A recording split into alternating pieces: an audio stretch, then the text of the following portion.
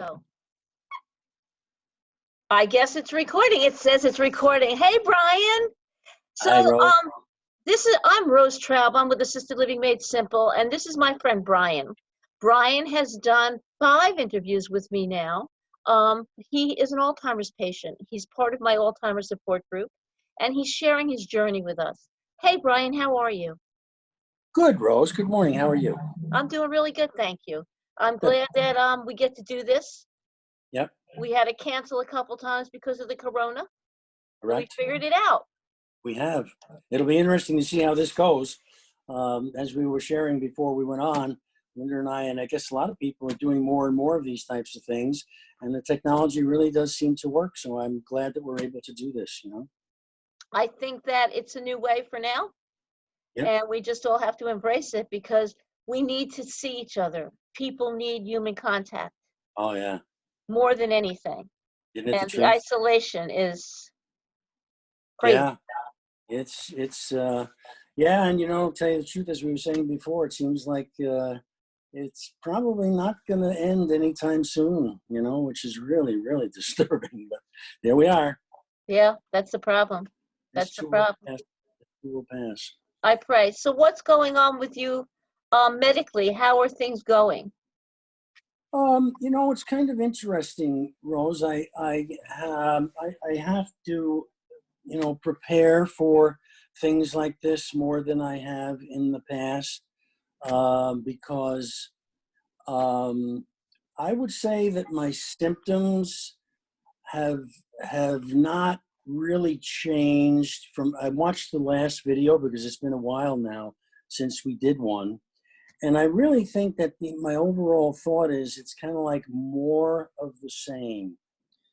And by that I mean the symptom that I deal with now the most is the constant uh, loss of very, very short-term memory. And by very, very short-term memory, I mean it can be anything from something that happened 2 hours ago to something that happened 3 minutes ago. Um, and I don't think that it's necessarily consistent. Sometimes I struggle with it very intensely. I'm very much aware of it. And other times I don't have that much of a difficult time. So therefore I don't think about it because I'm not struggling in any way. So it's kind of like more of the same, all of it's short term.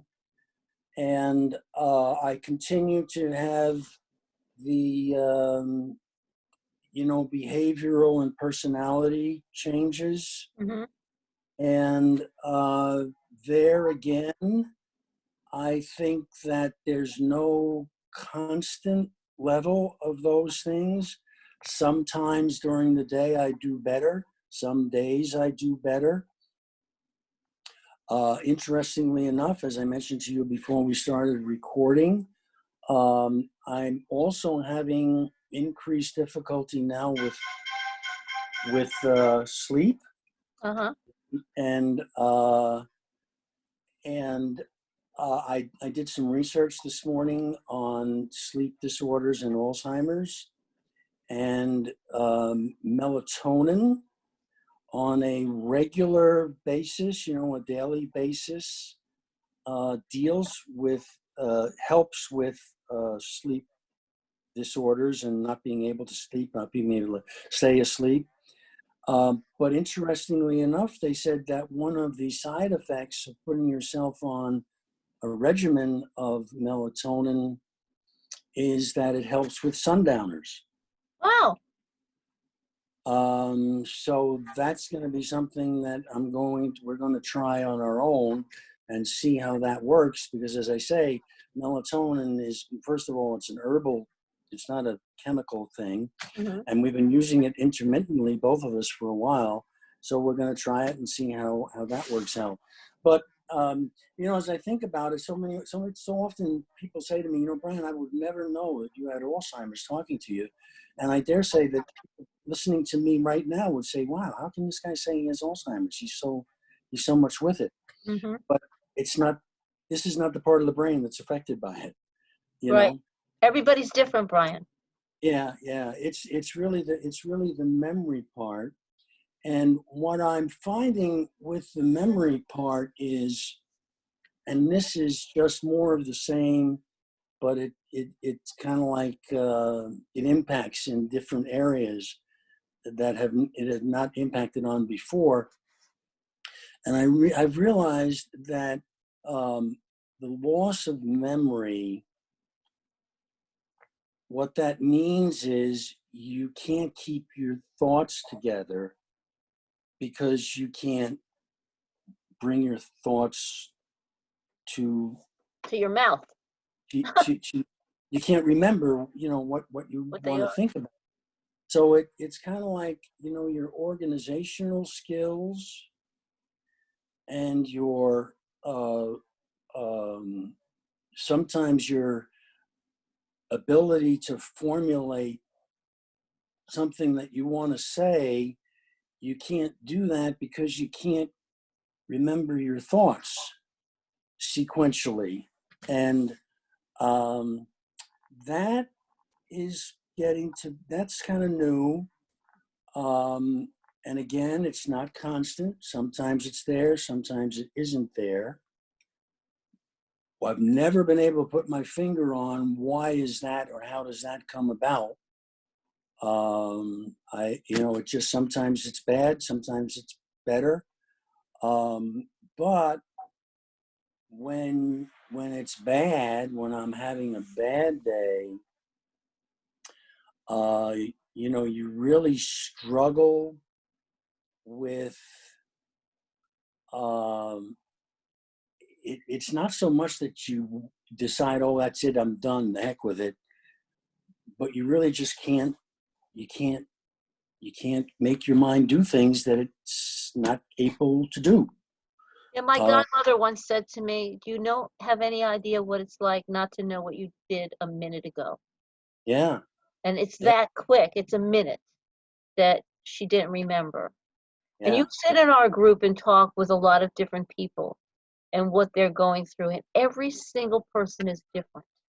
mm-hmm, And your how tuned in you are. Um, Not everybody has that. In my opinion, I call it a luxury because a lot of people are in denial. yeah. And the fact that you can express yourself the best you can for today, to share with other people what you're going through. I wish that some of the caregivers would really take note of what their loved ones are going through because not everybody can articulate it.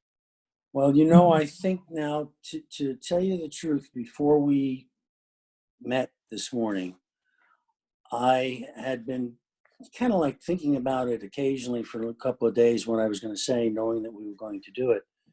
This morning, I kind of like said to myself, the only way that this is going to work, and this is new, is if I sit down and I write everything out that I want to say. And I did that, and it came out to 3 pages. Um, but the mere fact that I have to do that is an indication of where I'm at. Hmm.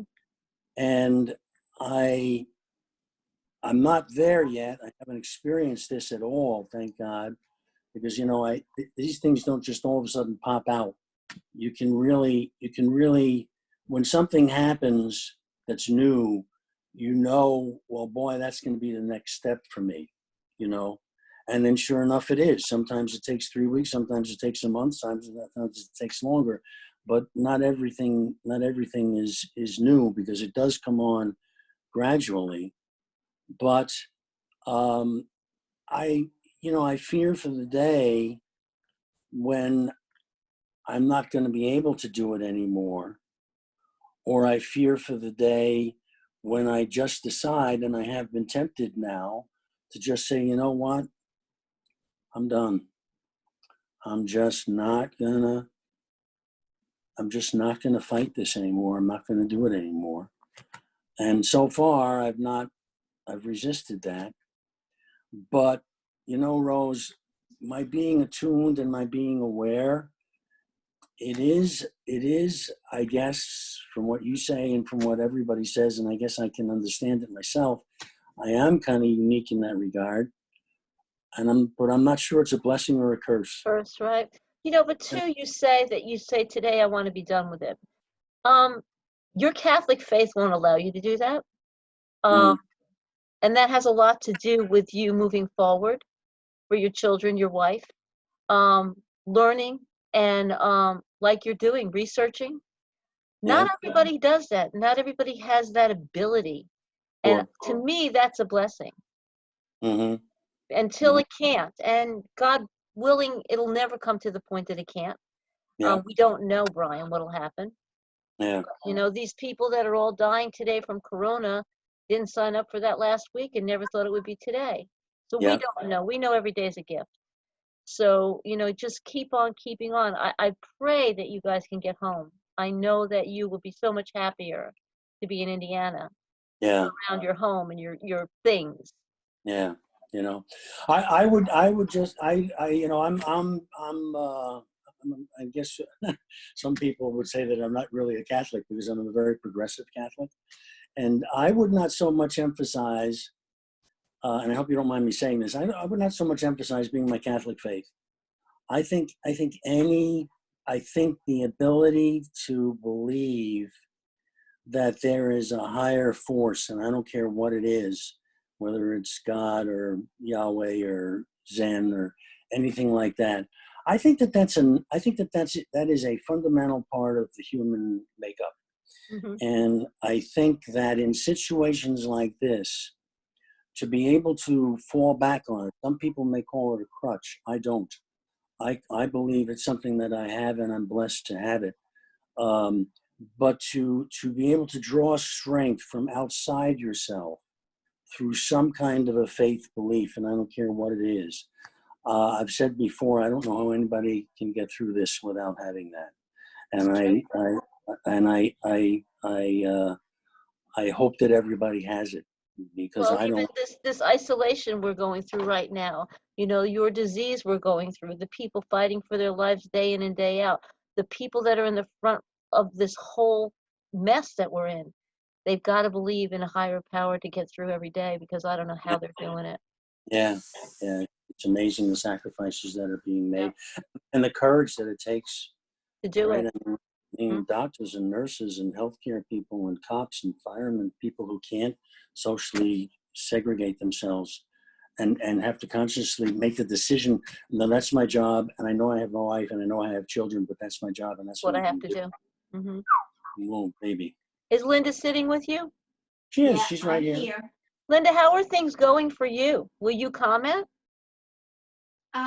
Yes, I can comment. Brian is definitely at a point where it affects me a lot more. I mean, the memory loss issues I can deal with and be patient and loving, when I explain something that we've talked about before. But watching his behavior change is very difficult because it upsets Brian that he is not the same person that he was emotionally and behaviorally. And it's something you can't control, Brian, right?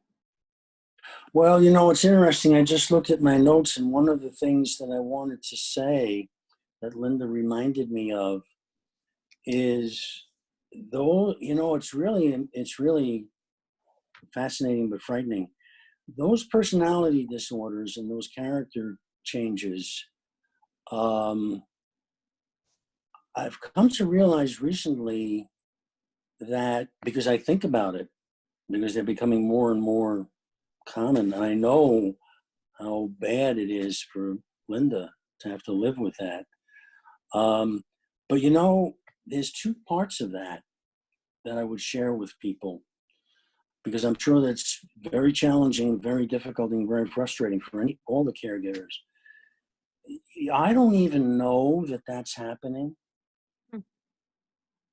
As it's happening, I don't realize it. And even if I do realize it, if I try to control it, I can't. Hmm.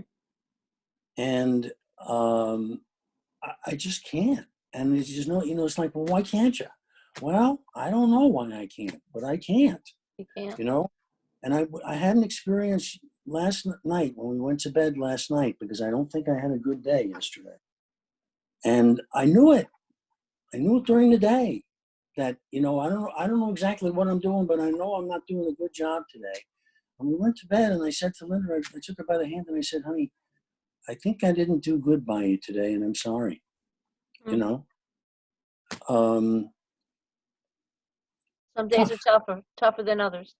tough, tough to experience that, if I have anything to offer to people, um, an insight that maybe would help them deal with their loved one being a bastard, you know, is that insight. It's not Uh, intentional, Brian. It's not oh, intentional. I know, but it's But people need to understand that. it's not intentional, and we don't even know it. Hmm. I mean, and when we do realize it, it's too late because we're looking back on what has happened. Right. You know, and you say to yourself, "Well, okay, I gotta somehow or another have a trigger. I gotta not let that happen again." Doesn't work that way. It just doesn't work that way. I Mm. don't know why, but it doesn't. If I could make it work that way, I would, Of course. but it Of course. doesn't work that way. I know you tried some different medications and stuff like that, and things have helped you. How is the medication course going these days? I would say I think good. I mean, it's not perfect. It's not a cure situation. It's not a boy. I'm glad we got over that part. Um, but I do think that if I wasn't taking those meds, the Ritalin and everything else, what? You're not on Ritalin anymore, but the other two, Which I want Buspirone and I don't remember. something else. Yeah, if I wasn't taking them, I feel fairly certain that life would be a whole lot worse than it is. Well, it was. You were having a hard time. Oh yeah, definitely. Yeah, no Yeah. doubt about it. Yeah. And Rose, I mean, I don't say that in a complaining way, but just to make people aware that, that does happen. And I do say to myself, it's the disease, it's not Brian. Right. But it still is painful to go through it. Well, nonetheless, I think you're hurt. You're still, no matter what, people get hurt. Their feelings get hurt. You want your person back, Right. and that person's changed. and I don't want to be that way. I mean, I just don't want to be that way. And I've said before, my faith would never allow me to do any harm to myself. But I do have the thought, I would rather have this end, as painful as that would be for everyone. Not necessarily now. I'm not ready to turn that page. Hmm. But at some point, God willing, when it just is not working at all anymore. I hope that somehow or another it ends. Hmm. I really do. Well, you And see in our group the people that have been suffering and suffering, yeah, endless 10 years, 12 years. yeah, Where's the justice in that? I don't no, see it. yeah, So, no, I agree. And it's not going to make any difference to me at that point because quality of life is not a factor. hmm. It's going to be zero quality of life. I Right. mean, I still have a reasonable quality of life now. I have a good quality of life, actually, I would say, but it's a struggle. It is Right. really a struggle. And the other thing is, and this you constantly fight with this is, no matter how much you fight, no matter how much you struggle, no matter how much you think, you know that you ain't ever going to win. Yeah. There's a no Uh, win-win on this one. Yeah. we recently we were talking about this technology and how the virus now is making people communicate and have contact with each other in different ways. And we went on the internet recently to a funeral mass. for a college classmate of mine. And he struggled with cancer for 3 years. And 2 years ago, when we have our annual reunion of our college friends, Bob and I sat out by the pool and we had a long, long conversation together. And I remember we were talking about how it is to have a terminal illness and know how you're going to die. Mm. And, Bob fought for 2 years and finally the disease took him. But I think that Bob fought right to the end, right? I mean, he never, ever gave up until, at the end, I guess the doctor said to him, that's it. Mm-hmm. You're going into hospice now. And you got 3 months or whatever it was. And, that was a struggle. He was very emotional with that. But God love him. He did a good job. And you find peace with it. But you've Yeah. heard people say in the group when they've come after they've lost their loved ones that they lose them twice. Yeah. And that's a reality of this disease. Yeah. They've lost their loved one twice and they have to grieve twice. Yeah. That's a hard thing to handle. Yeah. And Linda, from your perspective, every day is different. Yes, every day is different. And there are still a lot of good days. But there are also days that are harder. Mm-hmm. Yeah. And it's interesting about, I think maybe I've said this in the past, it's a different disease because most diseases that are terminal involve pain. Yeah. There's no pain to Alzheimer's. It's a different kind of pain, Brian. But there's emotional. It's emotional and frustration and anger management and all of that sort of stuff, which is it's incessant and you see the curve. I mean, the Mm-hmm. curve is just, it's there. Like all diseases, I guess, that are terminal. But that's what's so hard for caregivers to see, because when someone has cancer, when someone's sick, when someone has pain, it's a visual as well as an emotional. But there's no visual with this disease. And that's why it's hard for people to hold their patients and say, oh, it is the disease. Mm-hmm. That's a tough one for anybody, and caregivers particularly. Yeah. It is what it is. It is what it is, Brian. Yeah. Well, I'm glad that we get to do this Zoom. I know that we can do this once you get home to Indiana again and get to see you throughout the year. We've all learned something this year that we can communicate nonetheless all the time. Right. That's I right. can Zoom you right into our meetings. I'm just saying. That's right. Just like we did with our the meeting that we participated in recently. Yeah, where people were linked together all over North America. We had a meeting, Linda and I. It's amazing. So yeah, that's a good idea, Rose. We'll I do think that. we'll make that happen. Yeah. Yeah. For sure. Is there anything you want to add, Brian? No, I said, when I played the last one, and at the end of that one, I said, yeah, I hope I get to do another one. And I hope I do get to do another one. I know the time will come when I won't be able to anymore. But here I am, and we'll see.